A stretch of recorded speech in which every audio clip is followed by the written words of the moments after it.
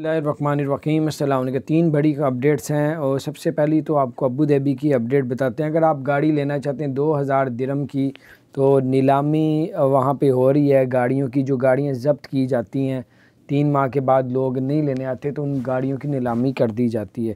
2000 दिरहम से शुरू होगी और 2 लाख दिरहम तक ये बोली जाएगी, तो आप भी इसमें हिस्सा ले सकते हैं। दूसरी बात ये कि दुबई से यूएई से प्लास्टिक बैग ख़त्म किए जा रहे हैं आगे, तो अनकरीब ख़त्म कर देंगे। अभी सिंगल बैग का ऑर्डर दे दिया, अब सिंगल बैग आया करेंगे।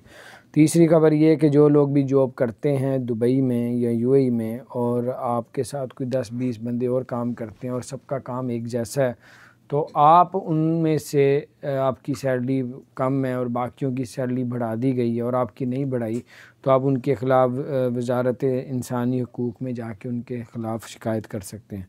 तो अगर पहले कंपनी से बात करें, कंपनी नहीं सुनती तो फिर अपना ख्याल रखें। इसी तरह अपडेट देते रहेंगे चैनल।